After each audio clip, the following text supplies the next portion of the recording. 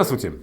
Вначале несколько коротких информационных сообщений, и главное из них, безусловно, юбилей, полувековой юбилей Якутского госуниверситета, который отмечается 20 октября. Ну а главный гость этого юбилея, этих торжеств, министр образования Российской Федерации Фурсенко. Он прибыл в столицу республики накануне, а первую половину пятницы министр провел в Хангаласском Улусе, где посетил два действующих учебных заведения, а после обеда уже в Якутске принял участие в открытии нового. Я имею в виду школу с углубленным изучением русского языка. Ну и также принял участие уже непосредственно в мероприятиях, приуроченных к 50-летию Якутского госуниверситета. В связи с этим же юбилеем президент Путин своим указом наградил 4 ученых нашей республики орденами Российской Федерации, еще 4 медалями, а 7 профессорам присвоил почетные звания. Еще одна тема – партийное строительство. На нее обращает внимание сегодня газета «Эхо столицы». Не могу не обратить внимание на эту публикацию. Что касается чиновников республиканского уровня, то многие из них, в том числе министр социального развития Юлия Песковская, сейчас прилагают немало усилий для строительства блока будущих 3 местной организации, блока 3 российских партий, которые в конце ноября месяца намерены объединиться под крылом, так сказать, спикера Совета Федерации Сергея Миронова.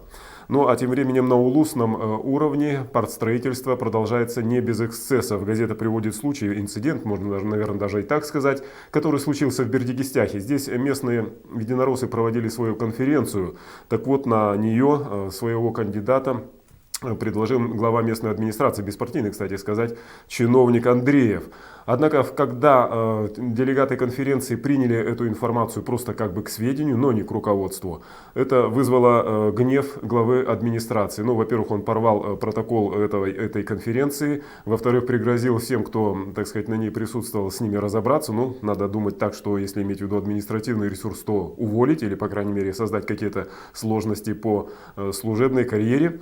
И одновременно распорядился, когда заговорил о представителе республиканского политсовета, назвал его, во-первых, заезжим ивенком, а во-вторых, распорядился, чтобы ГАИ немедленно выдворила его с территории района. Вот такие вот эксцессы сопровождают наше партийное строительство. В принципе, все как и в прошлые годы продолжается. По сути дела, в этом вопросе ничего нового не произошло. Несколько происшествий случилось и происходит, строго говоря, сейчас на территории нашей республики. МЧС обращает внимание на то, что охотники, рыболовы и просто любители погулять в поймах рек сейчас очень и очень сильно рискуют. Спасатели работают, ищут жителей Усть-Майского, Нюрбинского, Чурапчинского районов вот буквально в эти дни. А в Кобяйском районе поиски одного видного врача нашей республики прекращены. Со 2 по 15 октября его пытались найти, он поехал туда на охоту, но поиски результата не дали. Более удачливыми оказались 2 жителя Усть-Майского района, они поплыли на лодке в Белькачи, однако вовремя туда не приплыли, но через 2 суток с помощью вертолета их удалось обнаружить и вернуть, так сказать, к месту проживания. Ну а тем временем в Нюрбинском и в Чурапчинском улусях поиски неудачливых, вот таких незадачливых охотников и рыболовов все еще продолжаются. Ну а следующее происшествие произошло в аэропорту города Якутска. Вчера утром здесь совершил вынужденную посадку, аварийную посадку самолет Ту-154 компании Крас-Эйр. Он вылетал из Якутска в Кемерово, однако сразу после взлета экипаж обнаружил, что механизация крыльев не сработала, не вернулась в исходное положение, что, в общем-то, создавало серьезные препятствия для нормального продолжения полета. Командир принял решение вернуться обратно. Самолет сел без происшествий. Сейчас он опечатан в ожидании комиссии, которая займется расследованием причин вот этого происшествия. Ну, на очереди теперь главная тема сегодняшней нашей передачи. Я бы сказал так, если одним словом, о милосердии. В общем-то, я понимаю, может быть, скепсис и даже иронию части наших телезрителей, потому что, когда журналисты рассказывают о случаях, фактах милосердия со стороны обычных, ну, скажем так, обычных горожан, то всегда это как бы в подтексте идет рубрика такая, что ли, звучит: «Герои живут рядом». Между тем, сами люди, которые вот, выступают, скажем так, условно говоря, героями этих материалов, они героями себя-то, в общем-то, и не считают. Ну, то есть понятно, что они любят, ну, вот, скажем, в данном случае, как сейчас речь пойдет, детей, в общем-то, сердце у них болит за них. И в то же время ничего геройского они в этом не чувствуют. Они, в общем-то, это воспринимают как естественное продолжение или, может быть, даже отзыв свой на проблемы, которые существуют вот, ну, в данном случае вот у маленьких детей, которые либо сиротами остались, либо оказались без попечения родителей. Что в этом смысле они из себя представляют? Ну вот я уже сказал, что, во-первых, это у них зов сердца, а во-вторых, вот я почему хочу на это обратить внимание, с тем, чтобы не были вот эти случаи, не воспринимались в общественном сознании, ну каждым из нас с вами, как что-то из ряда вон выходящее, а во-вторых, им помогает ведь государство все-таки. Хотя мы, в общем-то, как бы то, что касается социальных программ государственных или муниципальных, в общем-то, зачастую воспринимаем достаточно скептично, но, между прочим, это на самом деле действенная очень помощь. Я хочу это проиллюстрировать на примере семейного детского дома Павловых. Здесь воспитывается 11 детей, у них свой частный дом, проживают они в селе Пригородное. Дом был сначала маленький, потом они его расстроились, достроили, к нему пристройку сделали, второй этаж, третий этаж, мы это с вами вот уже видим. Ну и кроме того, они продолжают строительство. Это свидетельствует только о том, что в этой семье все нормально. Вы сколько на каждого ребенка получаете?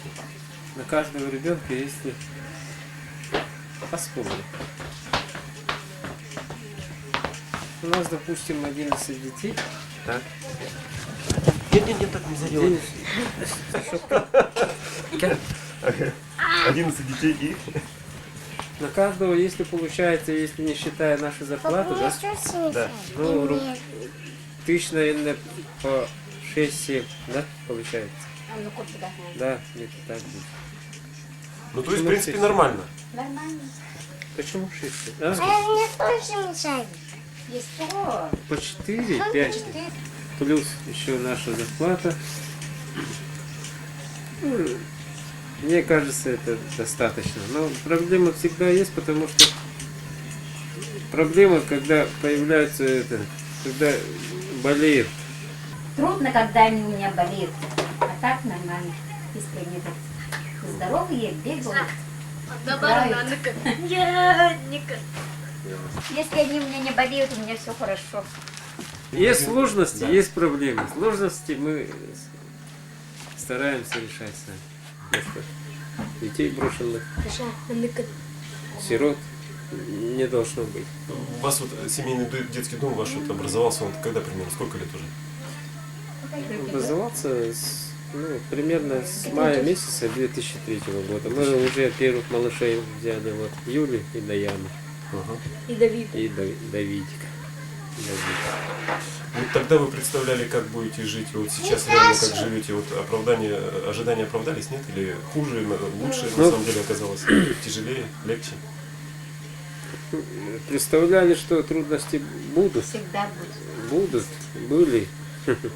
Преодолевали, наверное, еще будут. Но... Конечно, все равно трудности есть, но они так слишком, мне кажется. То есть жить можно? Можно. То есть если бы вы сейчас уже вот имея этот опыт принимали решение, то вы все равно бы детский дом... Да, все равно бы решилась на это.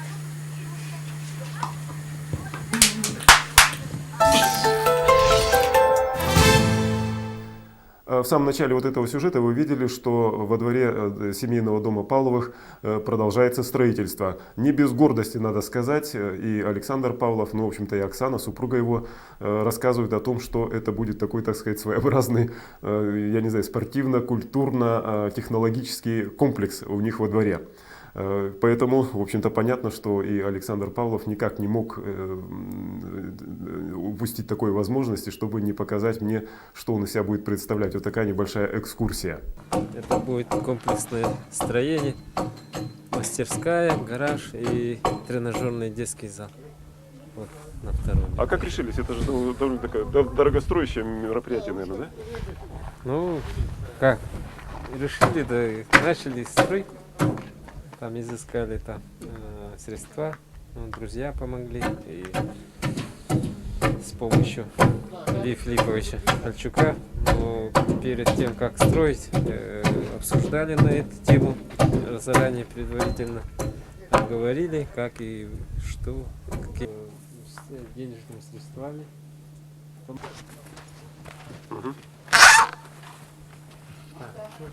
Как полы не сделали. Вот та половина будет как бы мастерская для детей, для трудового обучения детей. И будем потом покупать станки токарные, ну, столярные, по дереву будем обучать помаленьку. А Ну, тут в в этом первой части, плане. в передней части что будет? Передняя часть, ну, сюда будет как машина. Типа Как гаража? половина гаража она будет.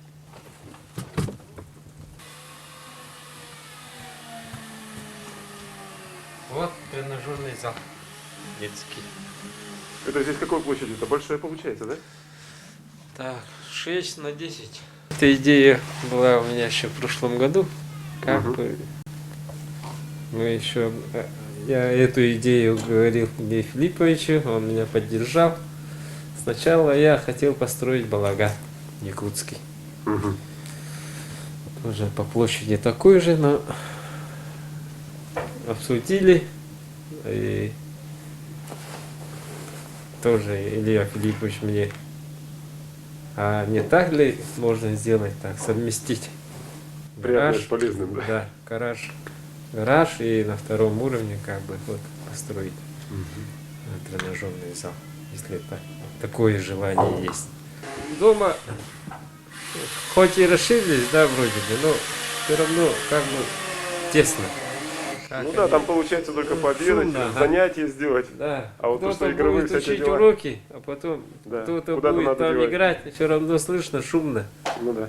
Ну, детей много, поэтому шума у нас много. Поэтому кто будет учить там уроки, а остальные здесь будут играть, шуметь хоть сколько. Вот так живут и так развивается семейный детский дом Павловых. Напомню, что семейных детских домов в столице нашей республики пока 3.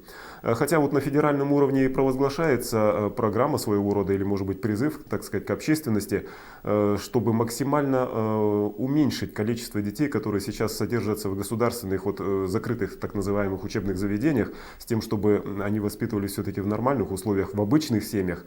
Тем временем, в общем-то, немного людей, немного горожан отзываются на этот призыв. А между тем, действительно, власти помогают. Ну вот мы с вами уже слышали о тех финансовых, той финансовой помощи, которую получает семья Павловых. А вот совсем недавно обнаружилась и еще одна, и проявилась еще одна форма такого участия населения с помощью государства в судьбе брошенных детей. Так называемые патронатные семьи. То есть это семьи, которые воспитывают, в которых живут дети, воспитанники детских дошкольных закрытых учреждений.